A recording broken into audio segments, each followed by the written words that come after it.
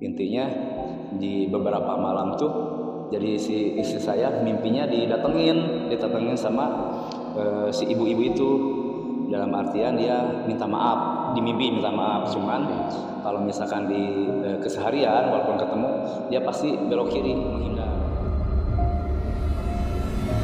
Assalamualaikum warahmatullahi wabarakatuh. Waalaikumsalam warahmatullahi wabarakatuh. Sobat Fakta di Balik Misteri, kembali lagi bersama kami, Kang Edoy dan tim, di channel Fakta di Balik Misteri, channel kesayangan kita semua. Semoga sobat semuanya senantiasa diberikan kesehatan dan rezeki yang melimpah, serta dimudahkan segala urusannya. Amin. Ya Amin ya Allah. Baik sobat semuanya, kali ini kita kembali kedatangan Kang Juhe. Setelah beberapa waktu Kang Juhe bercerita tentang pengalaman beliau waktu di Tanah Suci Mekah, dan kali ini kembali kedatangan beliau yang akan menceritakan pengalaman beliau yang dialami oleh beliau dan juga keluarga beliau. Bagaimana kisahnya? Simak terus video ini sampai selesai. Bagi yang belum subscribe, silakan subscribe, like, share dan komen video-video dari channel Fakta di Balik Misteri. Keren. Baik sobat semuanya, tidak berlama-lama lagi, kita akan mendengarkan kisah dari Kang Juhe.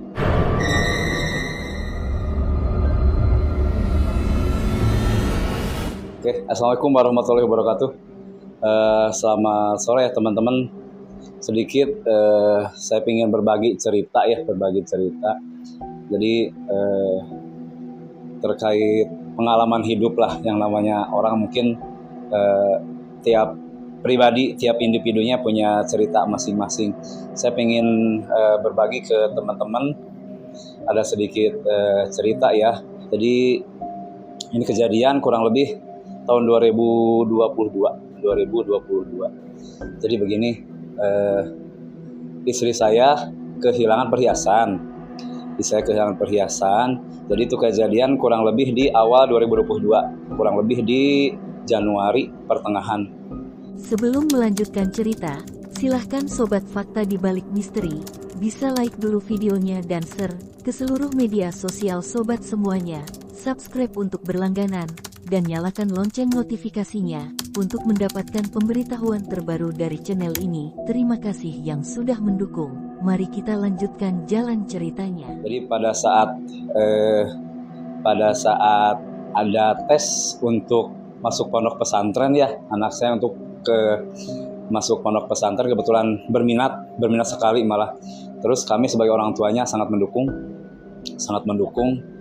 Yang menggelitiknya juga dia berminat untuk masuk pondok pesantren tuh. Kan ada sinetron yang sinetron Kunanta yang mungkin teman-teman tahu, yang di stasiun TV swasta yang suka diputar pas kita habis isya. Nah, mungkin dari kisah sinetron itu menginspirasi secara positif anak saya jadi berminat untuk Mondok ya? Iya, untuk jadi santri gitu ya, untuk mondok. Jadi singkat cerita, pas Januari itu kita udah tes masuk pondok ya. Di situ ada tes teori sama wawancara berikut tes ngaji kalau nggak salah. Karena waktunya itu kurang lebih 4 hari tesnya online, karena di tahun 2022 corona tuh masih belum kondusif. Jadi untuk tes masuk pondok masih sistemnya online seperti itu. Jadi singkat cerita, jadi udah ketahuan alhamdulillah anak saya masuk ke pondok pesantren. Pas itu ketahuan juga secara budget harus ngeluarin duit berapa. Nah, isi saya baru ada obrolan di situ. Katanya ya kalau misalkan untuk biaya pondok kita jangan ganggu tabungan yang di bank, kata istri saya. Kata saya oke aja. Terus untuk biaya mau pakai tabungan yang mana? Terus istri saya sempat mikir, terus langsung ngomong kalau untuk biaya pondok kita gunain perhiasan aja, karena kan perhiasan jarang dipakai. Jadi kebetulan kami tuh pakai yang namanya perhiasan perhiasan yang support kesehatan, kalung kesehatan, gelang kesehatan. Kebetulan saya juga pakai anak saya yang laki, istri, sama anak yang perempuan pakai kalung kesehatan. Pakai kalung kesehatan, terus sama ini juga kalau istri ada gelangnya juga. Jadi untuk perhiasan emasnya ditaruh.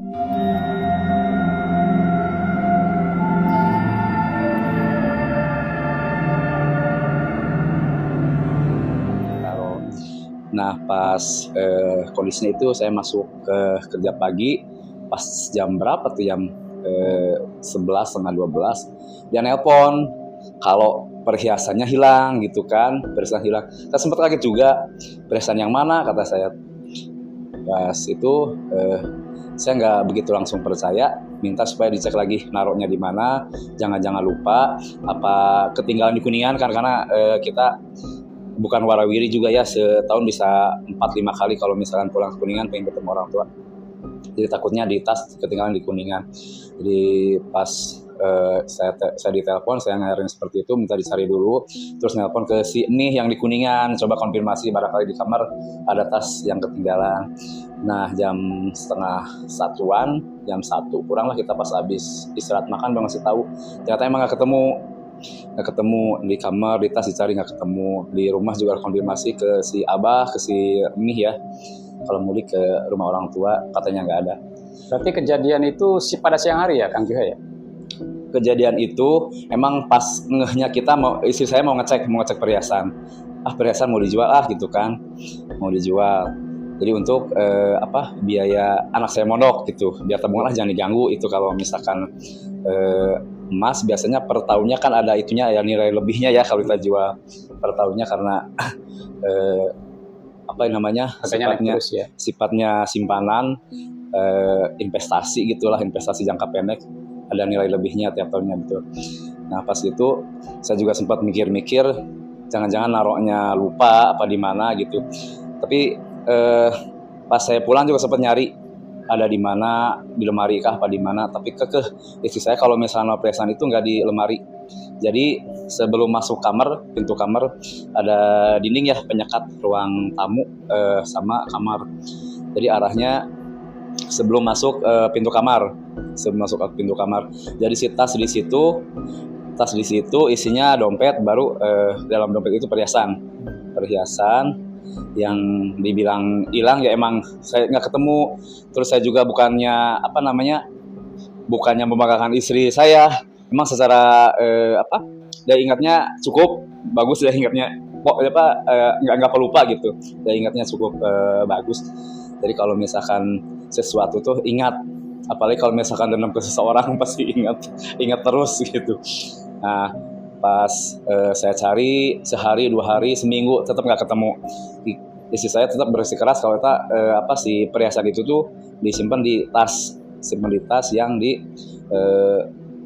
tempat rak-rak itu. Jadi kalau misalkan yang lain mungkin yang namanya nyimpan perhiasan kan di lemari pakaian ya, di laci yang kedua, laci yang ketiga gitu. Istri saya enggak. Nah pas seminggu gitu ada tuh teman saya yang pas habis sholat maghrib bareng ke rumah, ingin mampir ngobrol segala macem. Nah pas itu istri saya cerita kalau kehilangan perhiasan kayak gitu. Nah yang teman saya yang di TKM itu sempat ngasih saran kalau misalkan mau, yuk teman saya katanya diberi kelebihan Allah bisa melihat sesuatu katanya gitu. Oke lah, saya ngikutin sarannya Pak Agus, saya bilang gitu. Itu saya bikin janji, jadi minta tolong ke Pak Agus supaya temannya itu bisa datang ke rumah. Yang sebelumnya saya ceritain kronologi kehilangan perhiasan istri saya itu seperti apa. Alhamdulillah pas hari Kemisnya ya, hari Kemis malam Jumat, saya ketemu Pak Agus tuh di hari Ahad malam Senin. Hari Kemis malam Jumatnya dia bersedia datang. Terus itu dia datang kurang lebih jam 5 seperempat sore. Nah sama Pak Agus itu diantar, terus masuk ke rumah saya, biasa assalamualaikum segala macam, ngobrol basa-basi. Cuman pas begitu lihat muka saya, dia langsung senyumnya gimana ya, katanya Pak itu orangnya juga ada di depan katanya gitu. Saya langsung kaget ya, maksudnya gimana Pak? Nah Pak Agus sudah cerita karena gini permasalahan Bapak seperti itu, perhiasannya hilang. katanya itu pelakunya emang ada di depan, ada di taman depan lapang. Jadi emang rumah saya posisinya madep ke lapang, samping kiri itu taman. Biasa kalau sore rame sama anak-anak, ibu-ibu pada nongkrong, pada main. Singkat cerita, saya pingin minta keterangannya ya, saya jelasin ke Pak Andi yang temennya Pak Agus. Dia aslinya orang Makassar, cuman karena udah lama tinggal di Jawa Barat, istrinya juga orang Garut, jadi udah lancar bahasa Indonesia, bahasa Sundanya. Pas saya ceritain kronologinya, kalau istri saya kehilangan perhiasan, di situ kan ada kalung istri, kalung anak, gelang istri, cincin anak, sama rewardnya saya 10 tahun, gelang yang berapa itu waktu itu, 22 gram ya kalau nggak salah. Nah seperti itu. Jadi yang namanya istri mungkin ngerasa gondok, nyesel ya pasti ya, karena dia yang ngurusin, yang megang, yang make gitu ya. Kalau saya cuman tahu emang reward gelang dari tempat kerja ada dipegang sama istri, taunya gitu aja. Jadi yang bikin gondok, mungkin sedih, nyesel gitu ya. Jadi campur aduk, istilahnya sampai ngerasa gimana ya. Dibilang harus mengikhlaskan ya, berusaha untuk mengikhlaskan. Cuman pas tahu saya bukan suzon, cuman dari orang yang saya mintain tolong, dia nunjukin ke sosok yang itu. Jadi orangnya ada Pak, tuh saya pas masuk ke mengarah jalan ke rumah Bapak juga, orangnya ada nongkrong di depan tuh, seperti itu.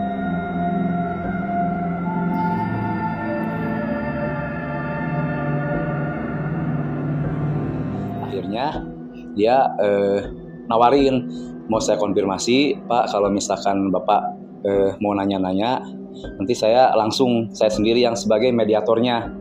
Jadi koordinat atau saya datengin biar masuk ke saya, nanti Bapak silahkan tanya macam-macam, katanya seperti itu. Pas gitu ya nggak lama dia baca shalawat segala macam ya, langsung dia gerak-geriknya kayak si ibu yang diunjukin, yang yang pelaku itu, yang ngambil perhiasan, kata Pak Andi itu. Jadi pas dia gerak-geriknya, ekspresinya seperti si ibu yang pelaku itu, istri saya langsung nanya-nanya gitu kan. Itu kondisi sudah kemasukan berarti ya? Iya, udah kemasukan. Jadi dia udah jadi sebagai mediator. Istri saya nanya, si ibu anu kan, dia manggut-manggut. Terus yang kemarin, jadi pas posisinya teh hari Kamis, hari Rabu sore dia kebetulan ke rumah karena di saya waktu itu ada yang masang antena digital ya, saya nggak ngerti. Pas dia si ibu yang itu, si ibu tersebut nanyain, Om ada si Eko enggak yang beres yang masang ini antena TV, saya juga biar sekalian. Nah, jadi ketahuannya dari situ, pas banget istri saya tuh nanya dengan pertanyaan dia seperti itu. Si ibu yang kemarin sore kesini kan minta di servis TV juga, dia manggut, iya. Pas gitu dia mau kabur cuma ditahan sama teman saya, dipegangin. Jadi minta maaf, dia ngerasa malu, katanya mau pergi. Kata istri saya jangan dulu, nanyain. Pasti istri saya nanyain kenapa sampai seteganya itu, padahal kita kan tetangga dekat. Katanya kalau misalkan ada pergi kemana, ada acara santunan, acara terutama nagihin donasi ya ke warga, ada acara satu Muharram segala macam, pasti saya yang diajak. Karena di kompleks saya, di RT saya terutama, si ibu itu orang yang paling tua.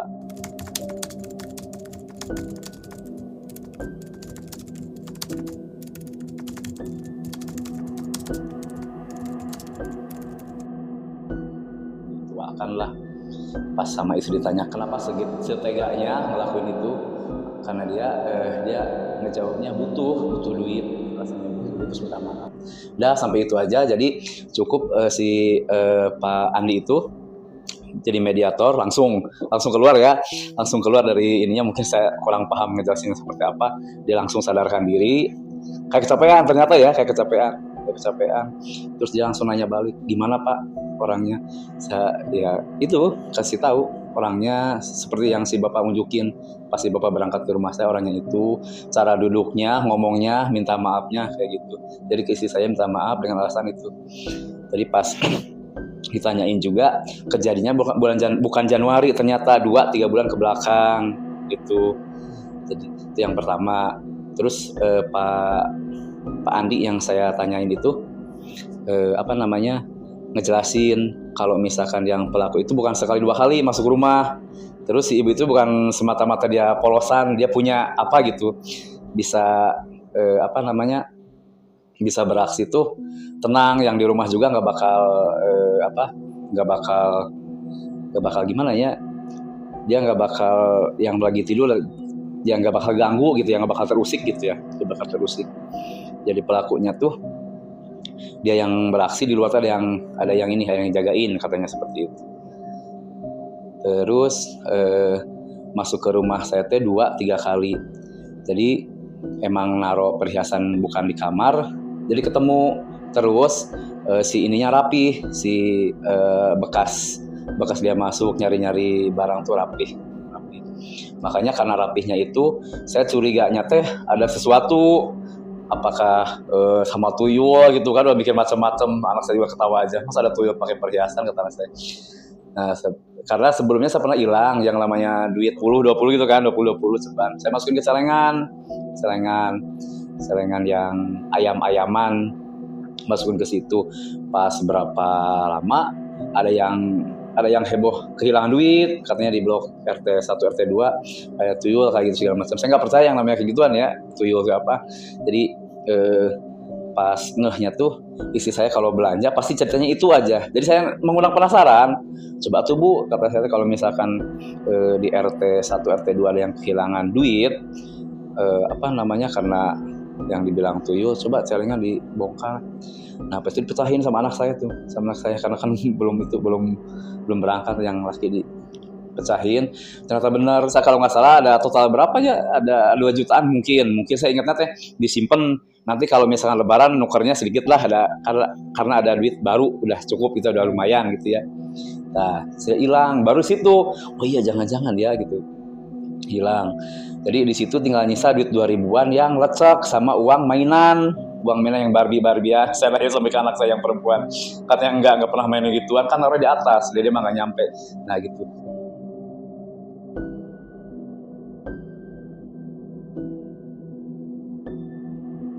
Udah itu cerita itu saya udah disimpan. Pas yang kedua kalinya hilang perhiasan, penjelasannya seperti itu. Terus satu lagi saya bukannya penasaran, dia nyaraninnya malah udah Pak, banyak beruang aja, kalau misalkan bukan rezekinya semoga Allah ganti dengan lebih banyak lagi, lebih halal, lebih bersih. Terus selang berapa lama kan saya sempat nyerpis kulkas. Saya dikenalin sama yang nyerpis AC, jadi orang servis AC sama servis kulkas temenan. Saya punya masalah AC nggak dingin, kulkas nggak dingin, diunjukin ke temennya dia yang bisa nyerpis kulkas, namanya Panana. Pak Nana nyamper, pas dia cerita kalau rumah saya yang samping kiri kan kosong. Dia cerita segala macam lah, ada anak kecil, ada nenek segala macam. Yang penting saya nggak ganggu. Kata dia teh, bukan ini ya Pak, semenjak saya sering ziarah ke makamnya wali, ke orang-orang soleh yang dianggap dia sering ngeliat sesuatu yang orang lain gak lihat katanya. Kadang ada bisikan, kayak ada diperlihatkan apa. Kadang pas lagi sendiri ada yang nyamper, ngajak ngobrol segala macem. Pernah dia cerita ke saya mah disamper sama utusannya Prabu Siliwangi, walau alam saya nggak ngerti. Jadi dia sediain kopi sampai 3 apa 4 gitu kan, karena banyak temennya. Nah seperti itu. Pertama saya udah dapat jawaban dari yang saya tanya, yang ternyata ibu-ibu tuh pelakunya katanya. Kita bicara versinya dia. Kalau misalnya versinya secara hukum, kita kan nggak ada bukti. Makanya saya keep aja sama istri. Terus pas itu saya sempat nanyain juga ke orang yang satu lagi nih, yang dia bilang sering ziarah. Saya cerita kronologi. Yang tadi tukang servis tadi. Ke tukang servis tadi, saya cerita ke dia kronologinya seperti apa terkait hilang perhiasan. Kata dia teh, sebentar saya lihat.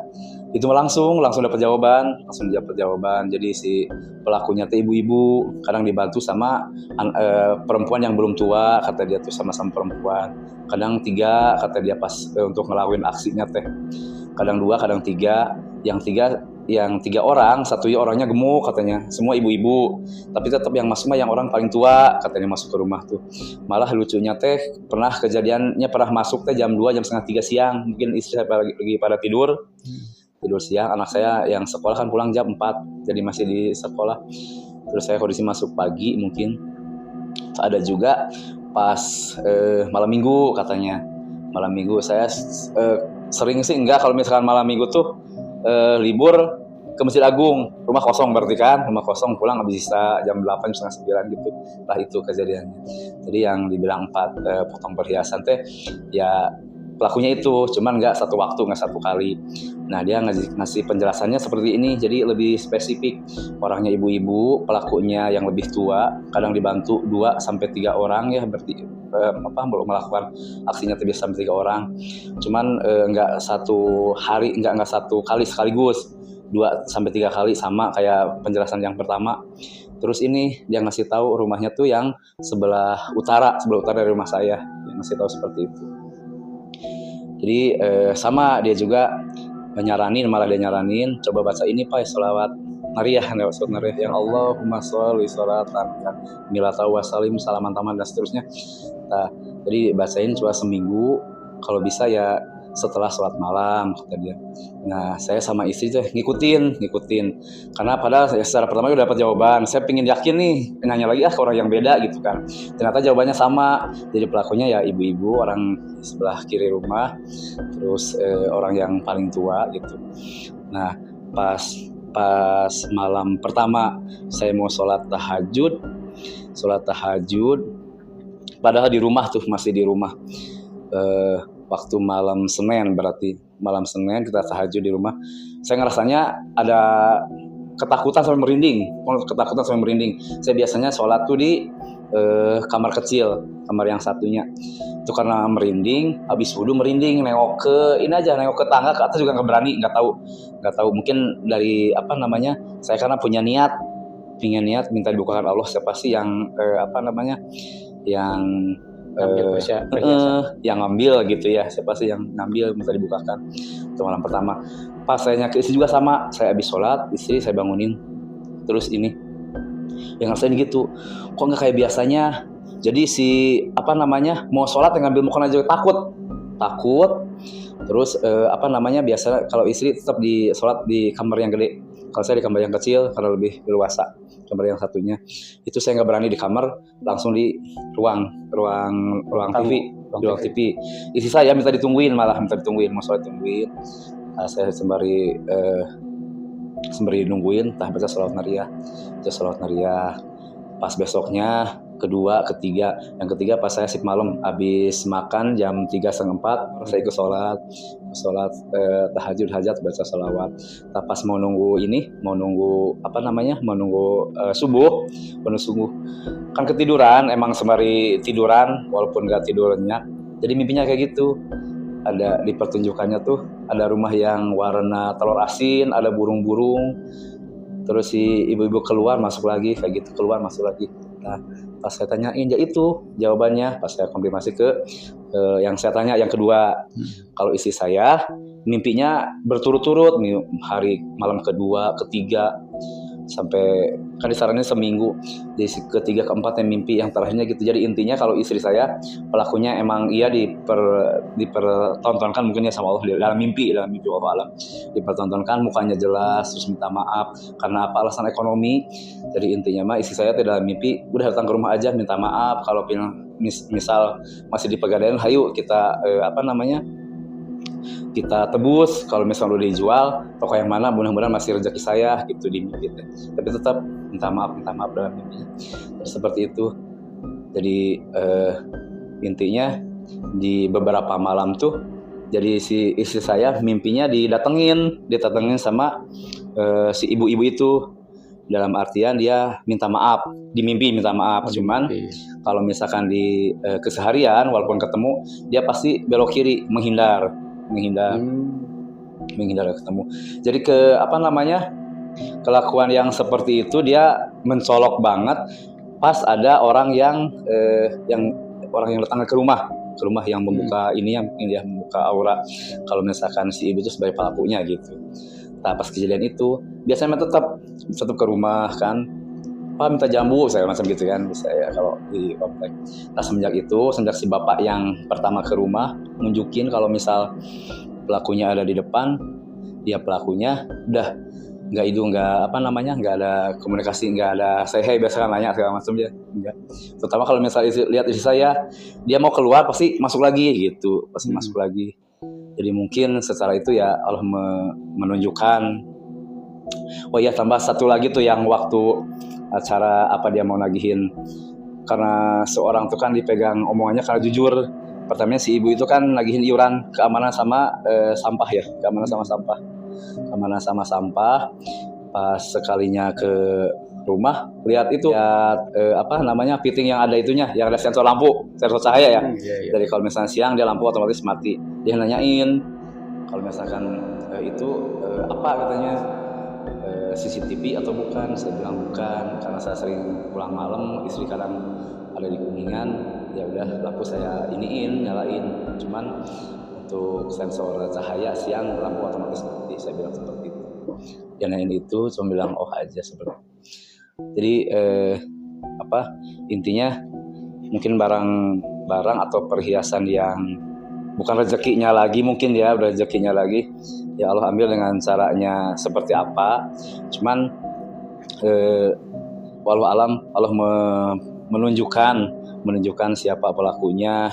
Terus kita mungkin harus lebih waspada, karena orang yang dekat juga belum tentu orang yang baik, orang yang sayang dengan kita. Intinya seperti itu. Terus satu lagi, kita harus tetap waspada. Saya saranin yang namanya anak kunci ya diganti berkala seperti itu. Mungkin cukup. Oke, terima kasih Kang Juhe atas berbagi kisahnya. Bisa kita ambil pelajaran ya, bisa kita ambil hikmah dari apa yang kejadian Kang Juhe dan istri alami.